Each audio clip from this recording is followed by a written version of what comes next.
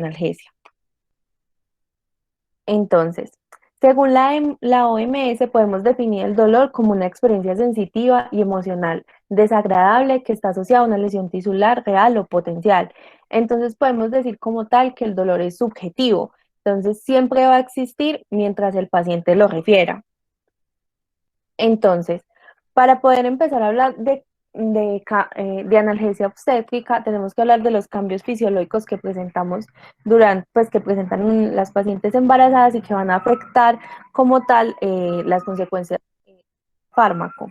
Entonces, primero en la absorción vamos a ver que hay un enlentecimiento del vaciado gástrico, disminución de la motilidad gastrointestinal y un aumento del flujo sanguíneo, lo que va a llevar a un retraso en la absorción y que haya también un aumento de este mismo. En la distribución vamos a ver que va a haber una disminución en la albúmina plasmática y en la unión a proteínas, lo que lleva a un aumento de la forma activa de los medicamentos y a su vez a un aumento de la distribución. Dentro del metabolismo va a haber un aumento también de las actividades de la actividad enzimática y de la disminución de la actividad sistema oxidasa, lo que va a llevar a una modificación de los requerimientos necesarios de cada medicamento. Y la eliminación, pues en las pacientes vamos a ver un aumento del filtrado glomerular, lo que va a llevar a un aumento del aclaramiento renal. Entonces, para poder catalogar la seguridad de los fármacos, la FDA pues los clasifica en 5 categorías. La primera es la categoría A, que vamos a ver que la seguridad se ha dado con estudios controlados, donde no se ha demostrado ningún riesgo potencial en ninguna etapa del embarazo y podemos darla, digamos, con mucha confianza. Dentro de la categoría B no se han descrito riesgos en humanos, se acepta su uso durante el embarazo y hay dos opciones, que en estudios animales no se hayan evidenciado riesgos, pero que en las pacientes embarazadas, por la dificultad que hay de hacer estudios en pacientes embarazadas, estos estudios pueden o no ser adecuados. O que existen estudios en animales donde se han presentado efectos adversos, pero estos no se han demostrado en pacientes embarazadas. Dentro de la categoría C, no podemos descartar que haya un riesgo fetal, entonces debemos valorar el riesgo-beneficio cuando vamos a utilizar un medicamento dentro de esta categoría. Hemos mostrado estudios en animales con efectos adversos, pero ni siquiera existen estudios en embarazadas, o no hay ni estudios en embarazadas ni estudios en animales. En la categoría B, pues es como la última opción que tendríamos terapéuticamente hablando, ya que existen indicios de riesgo fetal y los estudios han demostrado efectos en las pacientes embarazadas. Y en la categoría X están totalmente contraindicados en el embarazo.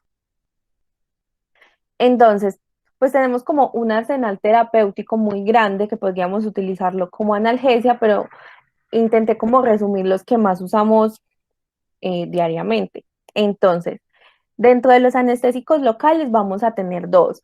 Uno es la lidocaína, que la podemos clasificar dentro de la categoría B. Es un medicamento que atraviesa placenta y pues es lo más recomendado es no usarla a más del 1% en pacientes obstétricas, aunque pues no se han realizado estudios en humanos, pues los estudios en animales se han hecho con dosis muy altas, entonces en realidad no se ha demostrado que haya efectos adversos en el feto, ni en ningún momento del embarazo.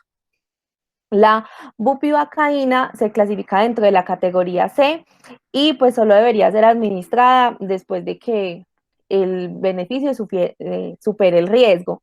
Y se recomienda que si se va a utilizar en el tercer trimestre, la dosis debería reducirse aproximadamente a un tercio de la dosis habitual. Dentro de los opioides, pues tenemos varios que podemos usar. En ellos está la morfina, que la clasificamos dentro de la categoría C, atraviesa placenta y ha estado relacionada con dependencia física en el feto, abstinencia neonatal, pues no se recomienda, además de que durante el parto puede producir depresión respiratoria neonatal y prolongar también el parto.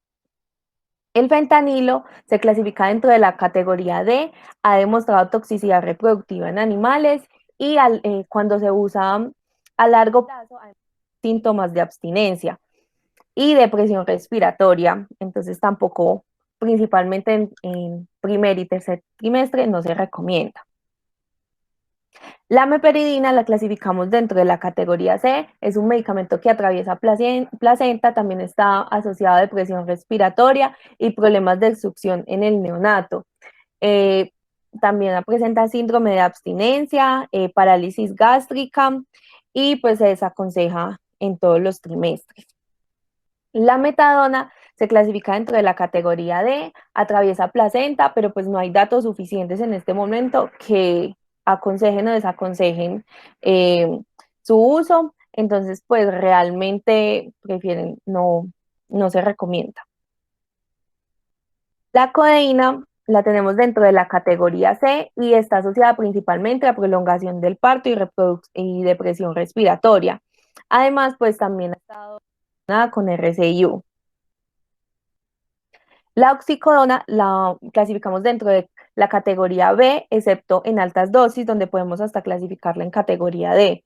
No hay suficientes como datos disponibles, pero también se ha asociado con disminución de la contractilidad uterina y riesgo de presión respiratoria, por lo cual está contraindicado en el tercer trimestre. El tramadol está clasificado en categoría C y en animales ha demostrado efectos en el desarrollo de órganos y mortalidad neonatal, por lo cual está contraindicado principalmente en primer trimestre y también está asociado a síndrome de abstinencia. La buprenorfina es categoría C, también está asociada a depresión respiratoria y en animales a toxicidad, principalmente sobre la reproducción. Y también se desaconseja en pacientes, pues, mujeres que quieran quedar en embarazo. Dentro de los inflamatorios, el diclofenaco es categoría D, está asociado a toxicidad cardiovascular, disfunción renal, prolongación de hemorragia e inhibición de contracciones uterinas, por lo cual también está contraindicado en primer y tercer trimestre. La dexametasona la clasificamos como dentro del grupo B. No hay estudios donde no descartan que pueda estar asociada a anormalidades en el desarrollo fetal y se usa principalmente en parto pretérmino para maduración pulmonar.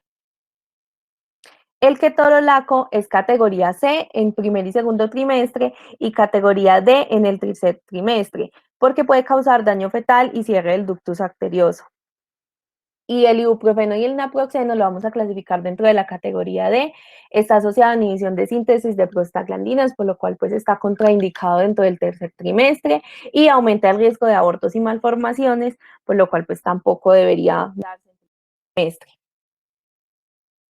El meloxicam y el piroxicam realmente también está asociado a lo que ya mencioné con los otros medicamentos, está dentro de la categoría D, aumenta el riesgo de aborto y malformaciones y también inhibe la síntesis de prostaglandinas, por lo tanto tampoco deberíamos darlo ni en primer ni en tercer trimestre. El acetaminofén es categoría B, es como tal el medicamento analgésico más seguro, podemos darlo en cualquiera de los trimestres. Y la dipirona es categoría C y está principalmente asociada a oligohidramnios. Entonces, y los relajantes musculares tenemos las benzodiazepinas, las que más utilizamos va a ser midazolam y diazepam. Estas las clasificamos dentro de la categoría D, aunque pues no hay muchos estudios que las prueben durante el embarazo. Está asociada a toxicidad fetal en animales y a dependencia física. Y el metocarbamol también lo vamos a clasificar en categoría C y hay algunos informes aislados de anormalidades fetales y congénitas, por lo cual está contraindicado dentro del primer trimestre. Entonces, como para hacer un resumen, debemos pues recordar que en el primer trimestre es como el momento más importante y el de mayor riesgo de teratogénesis por la producción, pues porque en este trimestre se produce la organogénesis entre la semana 4 y la semana 10. Entonces, pues es como esencial que en el primer trimestre no demos los medicamentos que son categoría C y D que ya mencioné anteriormente, y pues ya el resto de los medicamentos durante todo el parto, pues vamos a ver que podrían afectar eh, alguna como en la organogénesis en general, disminuir líquido amniótico, asociados a RCIU, retrasar los momentos del parto, etc. Entonces, ¿qué podemos dar en el primer trimestre? Está permitido dar la lidocaína y la bupivacaína. También la de metadona, pero solamente estaría indicado si tenemos una paciente con adicción a opiáceos. La oxicodona también la podemos dar, pero a dosis bajas y en tratamientos cortos. La buprenorfina y el diclofenaco, pues ya si no tenemos otras opciones terapéuticas, y el ibuprofeno y el naproxeno si el beneficio supera el riesgo. Y pues como ya comenté, el acetaminofén, pues que podemos darlo en cualquier trimestre. En el segundo trimestre también vamos a poder dar la lidocaína y la bupivacaína, la metadona también con la indicación igual que en primer trimestre, la oxicodona se recomienda también a dosis baja y tratamientos cortos, el diclofenaco pues si no tenemos otra opción terapéutica, la dexametasona como indicación de maduración pulmonar, el ibuprofeno y naproxeno igualmente si el beneficio supera el riesgo, el acetaminofén que pues es el más seguro, la dipirona también si el beneficio va a superar el riesgo y las benzodiazepinas. Y por último, en el tercer trimestre vamos a poder dar también la lidocaína y la bupivacaína, el tramadol si no hay otras opciones, la dexametasona principalmente, como ya he mencionado, como madurador pulmonar y el acetaminofén. Entonces, quisimos como anexar un poquito de qué otros enfoques no farmacológicos podemos implementar principalmente en los primeros niveles. Entonces, algunas intervenciones que podemos dar con bajos recursos sería incentivar el movimiento de la paciente. Pues ya sabemos que las dimensiones pélvicas van a variar en diferentes posiciones y pueden ayudar a mejorar el dolor de la paciente, principalmente en el trabajo de parto. La ola de parto, pues comúnmente la pelota que usan en fisioterapia, fomenta la relajación del tronco y el suelo pélvico, y pues sería ideal tenerla en nuestras salas de trabajo de parto. El toque y el masaje, la aplicación de compresas de calor o frío, pues se debe tener en cuenta qué beneficia mejor a la paciente, si le disminuye con el frío o le disminuye con el calor. Ayudarla a respirar y hacer técnicas de respiración. Las duchas principalmente con agua caliente que no superen los 15 minutos. Y la audioanalgesia, pues preparar como el ambiente de la paciente con música que la haga pues relajar. Y si tenemos un poquito más de recursos, podemos utilizar la aromaterapia, la más estudiada es la lavanda, no solamente en forma inhalatoria, sino que la podemos utilizar como aceite para masajear a la paciente. El yoga, pues sí, tenemos los recursos y un dato pues muy interesante que son inyecciones de agua estéril en el rombo de Michaelis, el cual está compuesto, como pues ven en la imagen, está formado por la apófisis espinosa de la quinta vértebra lumbar, la espina ilíaca posterior-superior y el vértice del pliegue interglúteo. Entonces, lo que vamos a hacer son 4 inyecciones subcutáneas de aproximadamente 0.05 a 1 cc de agua estéril en estos 4 puntos. Se ha demostrado que disminuye de 3 a 4 puntos en la escala subjetiva del dolor, entonces realmente sí podríamos utilizarla en un primer nivel y pues es fácil de hacer y realmente todos tenemos agua estéril en primer nivel. Y la inmersión en agua caliente, pues tibia, que no supere los 15 minutos, ya que pues después de los 15 minutos se ha estudiado que podría reducir la liberación de oxitocina. El agua pues la parte inferior del abdomen. Y eso es como los otros recursos que podemos tener. Ya hablando de analgesia neuroaxial, pues empezará el doctor. Le dejo la palabra al doctor. Bueno, muy buenas noches. Mi nombre es Juan David Borges, anestesiólogo, y les voy a hablar de la parte de la analgesia como tal en el periodo más doloroso, que es ya el periodo del parto. Bueno, si quieres, ven, Valentina, yo abro acá.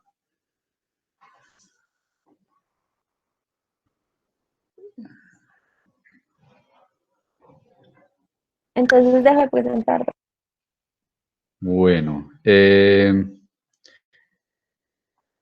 ahí están viendo la presentación. Sí, Sí, señor. listo, perfecto.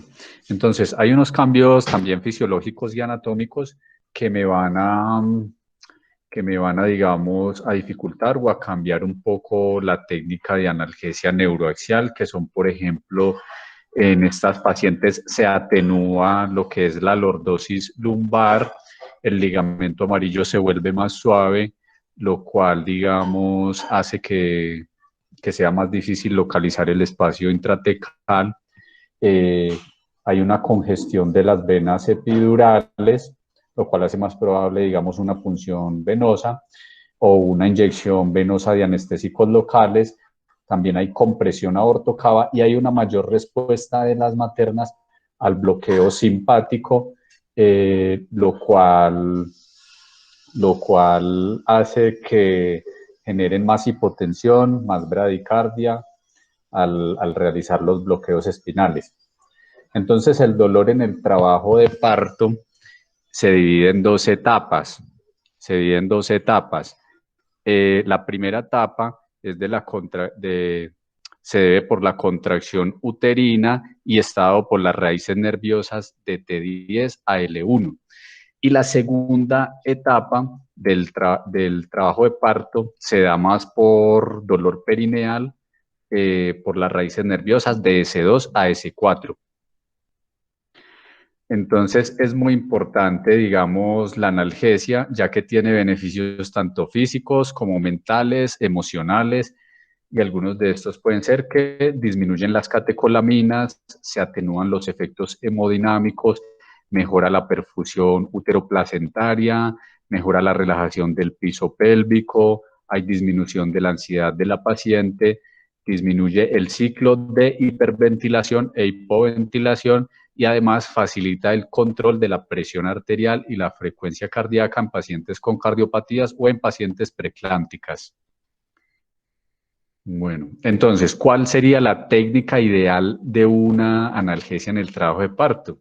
Sería que fuera una técnica segura, que no interfiriera con la actividad uterina ni con la perfusión uteroplacentaria, que hubiera una transferencia mínima de medicamentos hacia el feto, que hubiera una flexibilidad a las condiciones cambiantes, es decir, que se pudiera cambiar inmediatamente a anestesia, que tenga un alivio consistente del dolor, una larga duración, una buena satisfacción y mínimos efectos secundarios. Dentro de los principales está pues el bloqueo motor de las técnicas neuroaxiales, que no lo queremos tener pues en las maternas, pero ninguna técnica es ideal.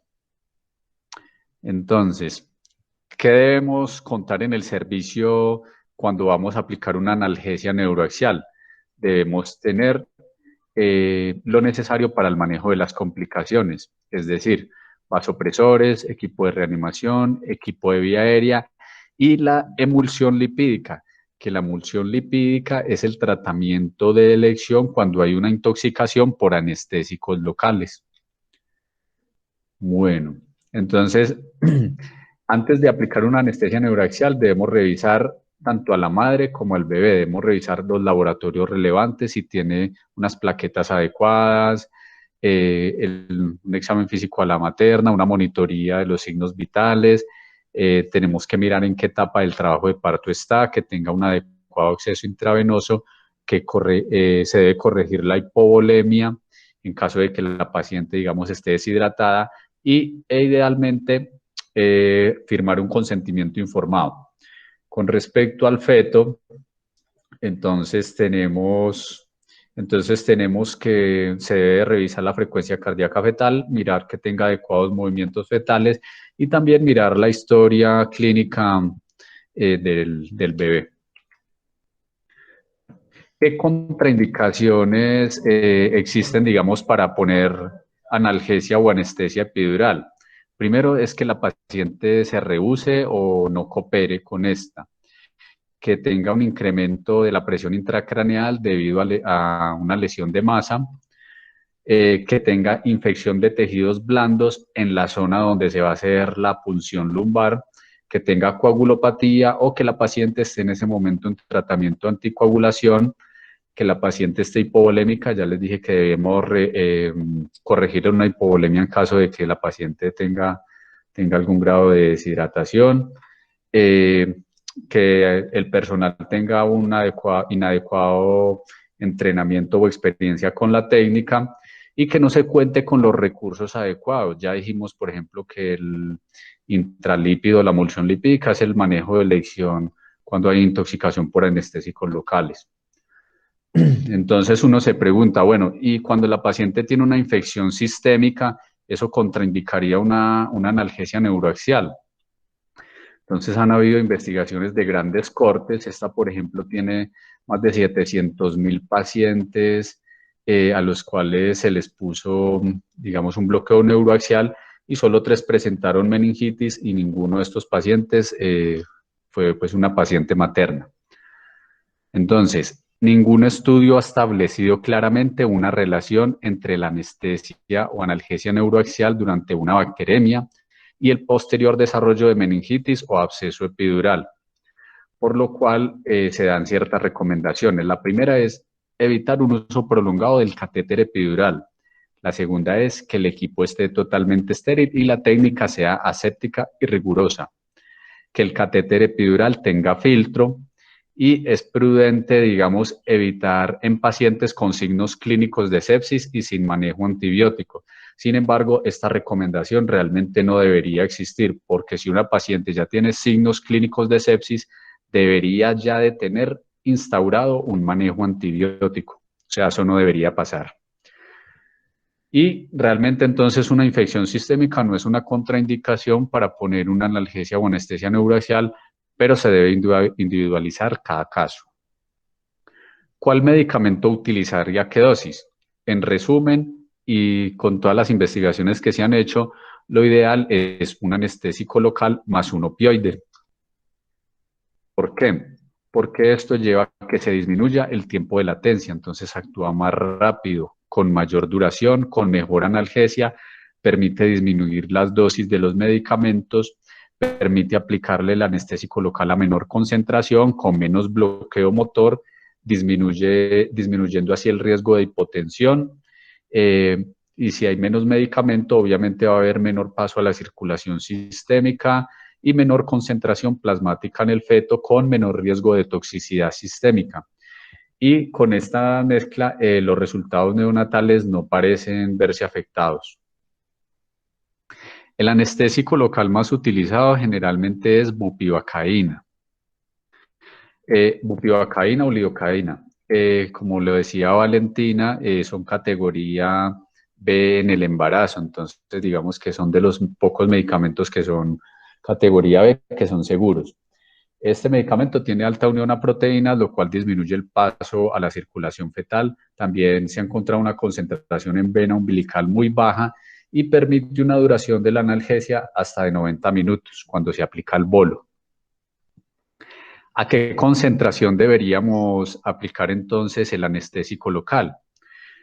Como todos saben, la bupivacaína viene al 0.5%, pero digamos para una analgesia, eso se aplica pues al 0.5 cuando es anestesia, pero para una analgesia ya se diluye un poco. Entonces se hizo una comparación entre bupivacaína al 0.125 y al 0.25, encontrándose que el volumen se aumentaba, se debía aumentar cuando la concentración estaba más baja, pero el total de la dosis terminaba siendo mucho menor en las pacientes a las que se le aplicaba una concentración menor, más diluida.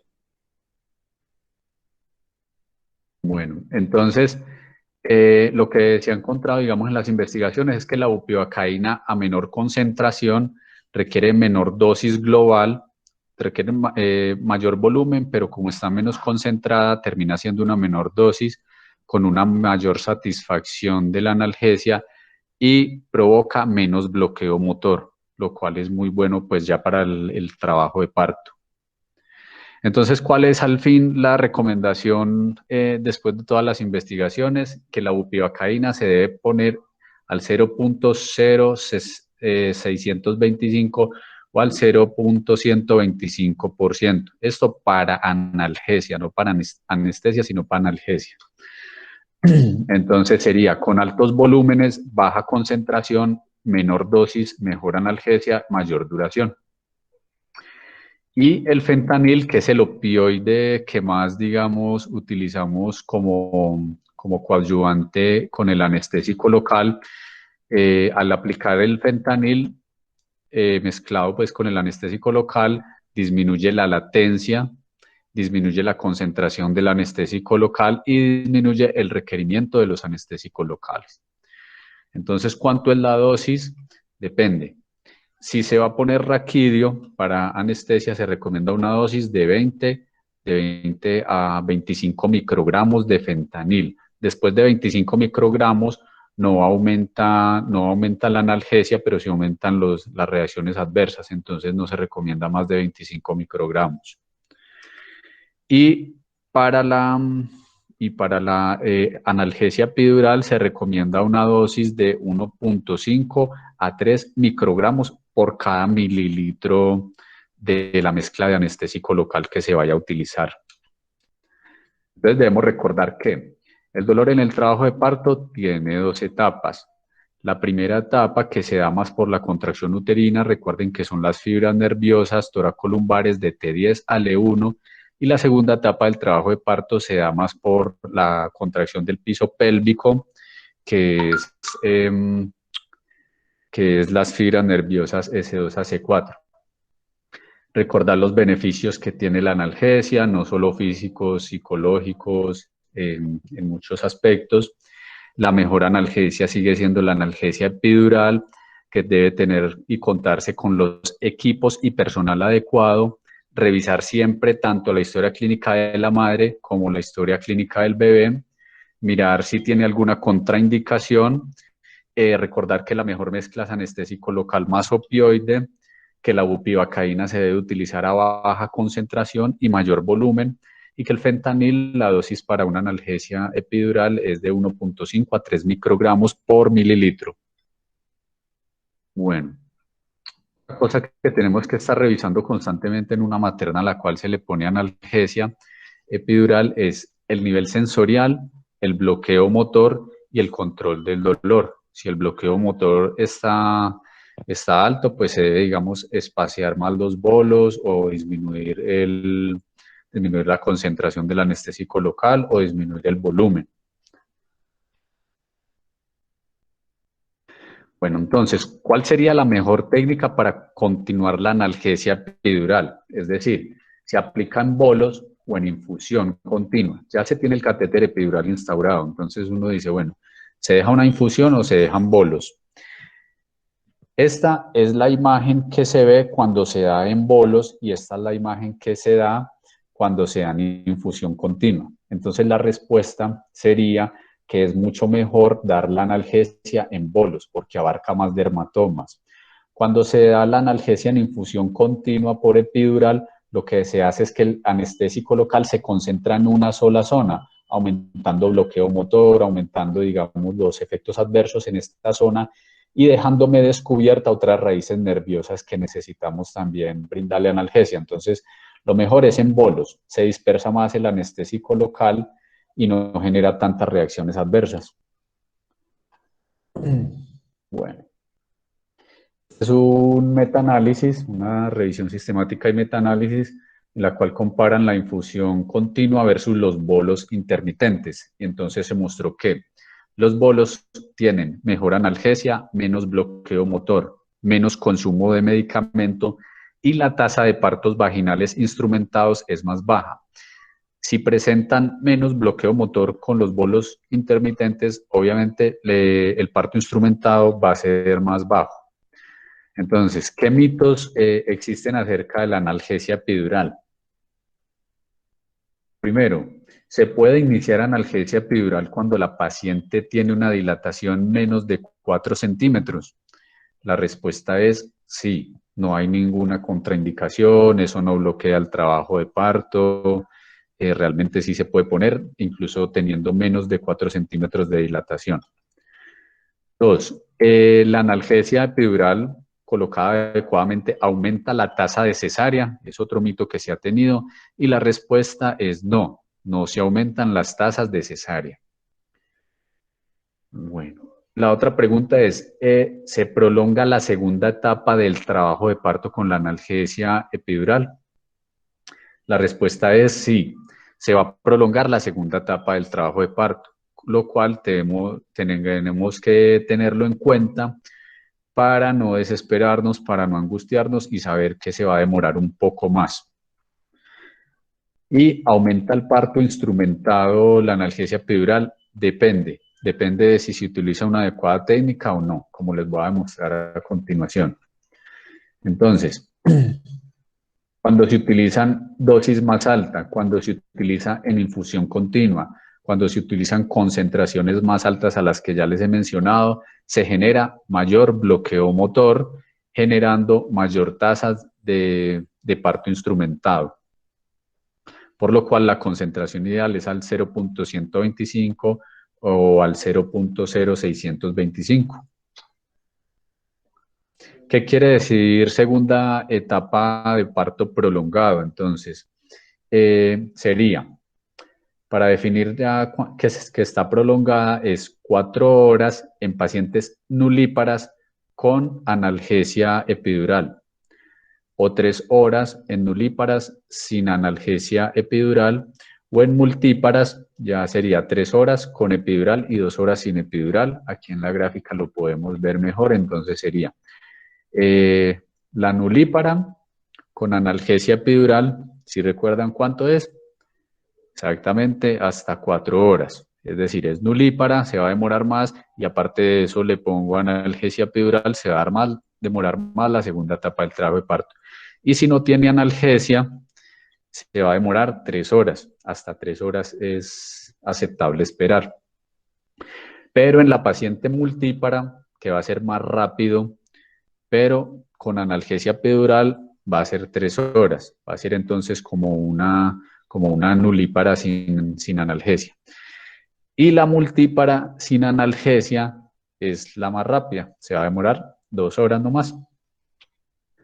Bueno. Y si no podemos o si hay alguna contraindicación de las que le mencioné para abordar el eje neuroaxial, ¿qué podemos ofrecerle a la paciente? Es decir, tienen una paciente preclántica en trabajo de parto con mucho dolor, le quieren poner analgesia, tiene plaquetas bajitas, no se le puede poner analgesia neuroaxial. ¿Qué opciones tenemos? La opción, digamos, más estudiada y que más se recomienda es la opción con remifentanil.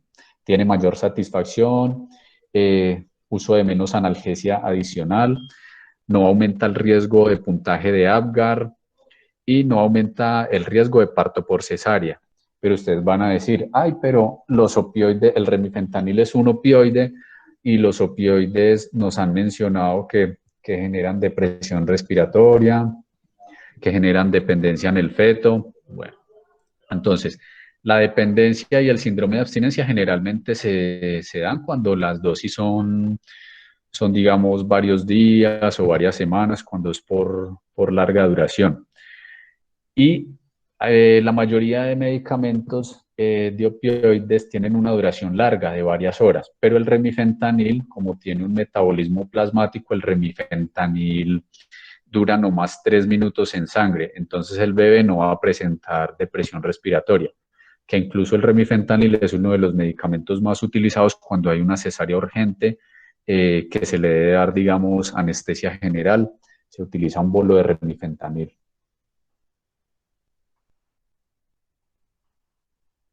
Bueno, entonces, ¿cómo se daría el remifentanil? Puede ser por bolos de PCA. PCA es el analgesia controlada por el paciente. Eso se da por unas bombas especiales donde el paciente mismo se aplica su analgesia, como se puede ver en la imagen. Los bolos son hasta dosis que les pongo acá, con un bloqueo de 1 a 2 minutos. ¿Bloqueo de qué? Bloqueo de la máquina, para que no siga dando más bolos. Es decir, no se puede dar 10 bolos seguidos, sino que se bloquea un bolo y la máquina se bloquea 2 minutos. o infusión la pueden poner a 0,05 a 0,1 microgramo por kilo minuto por bomba de infusión. Y estar pendiente y vigilando los signos vitales, la pulsoximetría, que la paciente no se vaya a deprimir mucho o a hacer una depresión respiratoria. Bueno, entonces, ¿qué conclusiones podríamos tener y podríamos dar nosotros con la analgesia?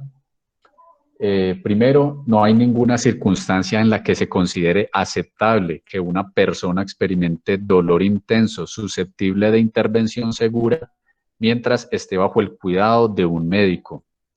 Segundo, la analgesia neuroaxial sigue siendo el método más efectivo para el alivio del dolor durante el trabajo de parto.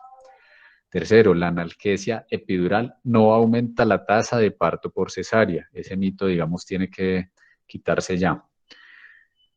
Cuarto, dosis y concentraciones altas de anestésico local e infusión continua se asocia con mayor incidencia de partos instrumentados. Ya sabemos que entonces se utilizan a dosis y concentraciones bajas y con bolos, no con infusión continua. Y quinto, la mejor técnica de analgesia epidural son los bolos programados y el tiempo para definir trabajo de parto prolongado si se aumenta con la analgesia epidural.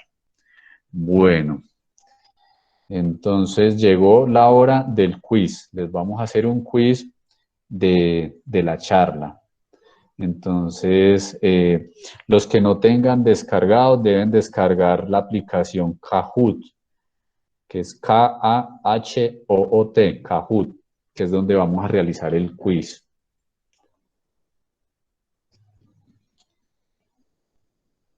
Ya voy a proyectar. Listo, perfecto.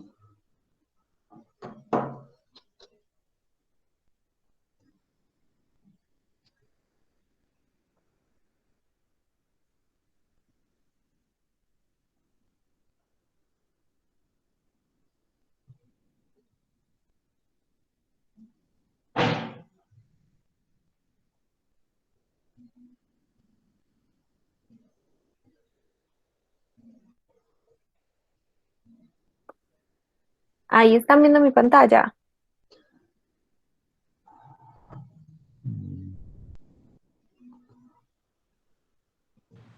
Sí, Valen. Este es Sí, ahí el la estamos código. viendo.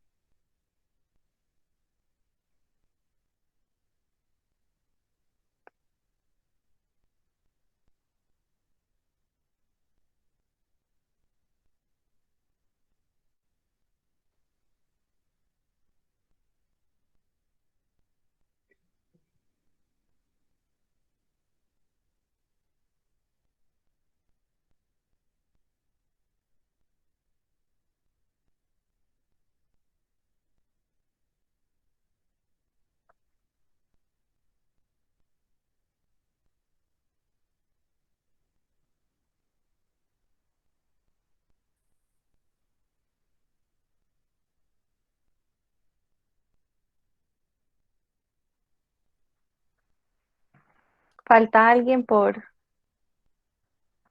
entrar o empezamos de una vez?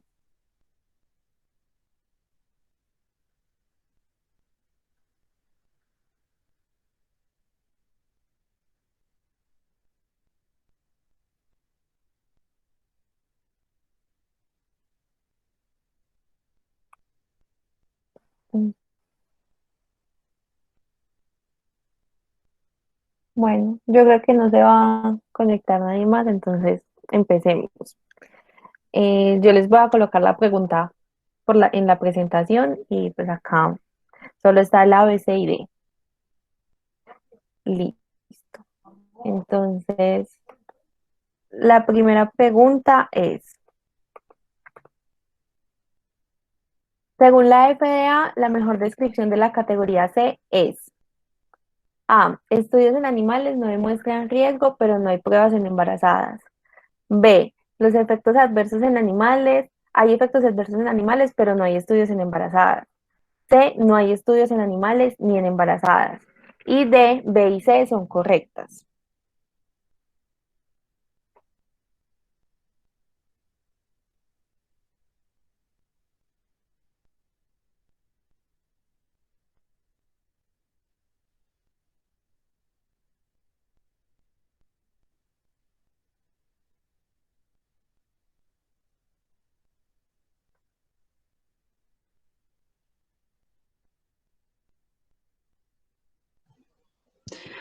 Valentina, si quiere muestras otra vez la pregunta y por si alguno no la alcanzó a leer bien.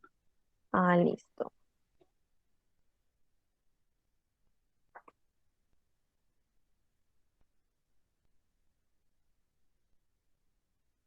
Creo que solo faltan dos por responder.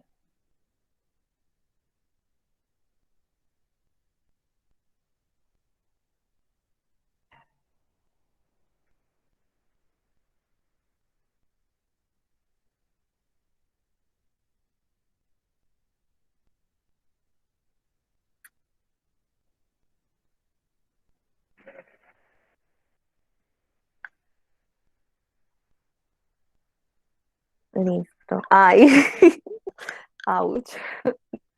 Bueno, creo que solo uno respondió bien. Vamos a la otra pregunta. Bueno, los opiáceos en general están asociados a síndrome de abstinencia neonatal, B, RCIU, C, hipoadrenalismo en lactantes o D, cierre prematuro del ducto arterioso.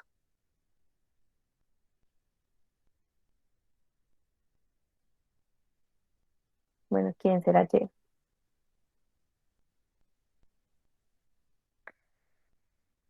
Les voy a volver a colocar la pregunta.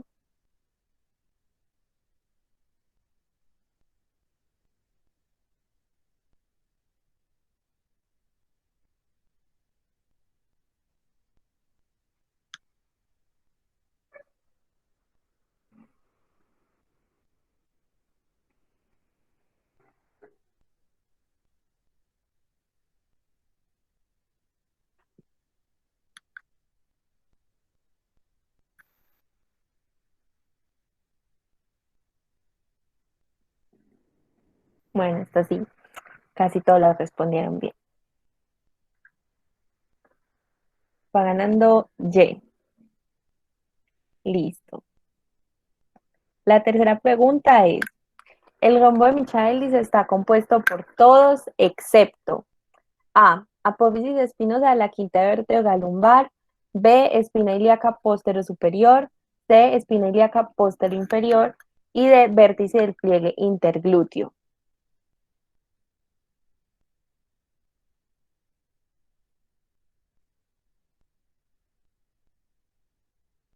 Recuerden que es el excepto.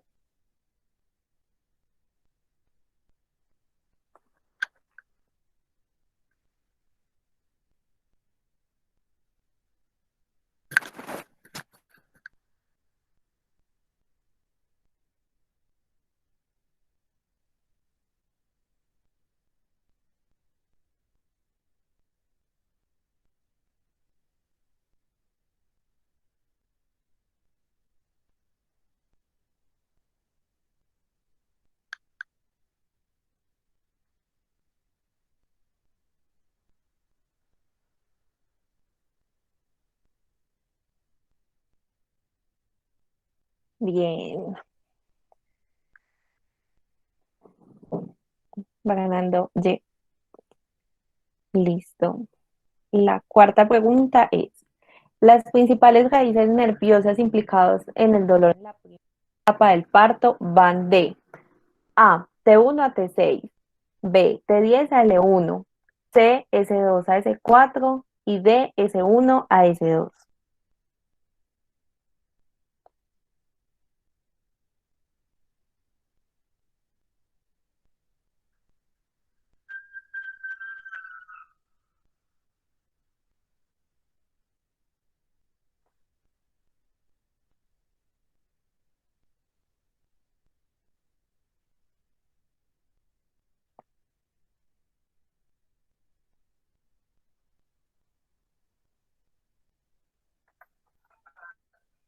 Listo,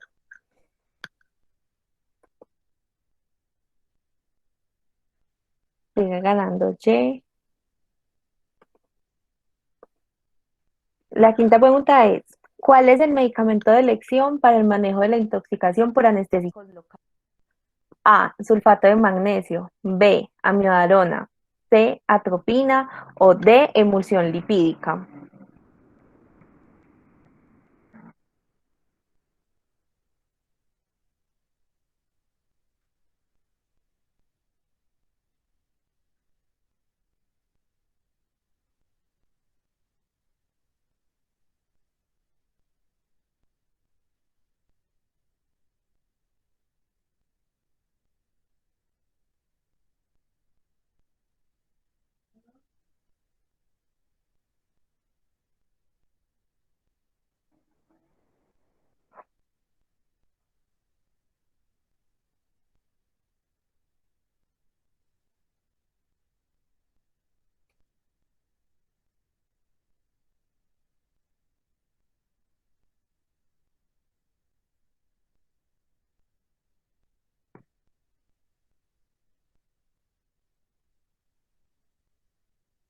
Ay, está la sexta, perdón, se me fue. Y con respecto a los mitos de la analgesia epidural en la materna, es falso que A, no se puede iniciar con la dilatación menor de 4, B, no aumenta la tasa de cesáreas, C, si prolonga la segunda etapa del trabajo de parto, D, puede aumentar el parto instrumentado.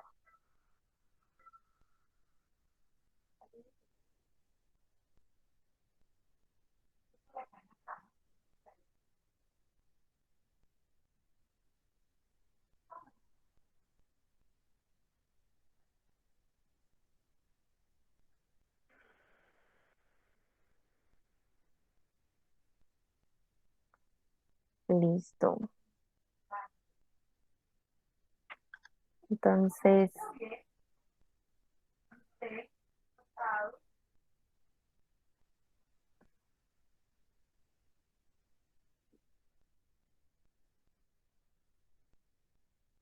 mm, aquí tenemos los tres primeros.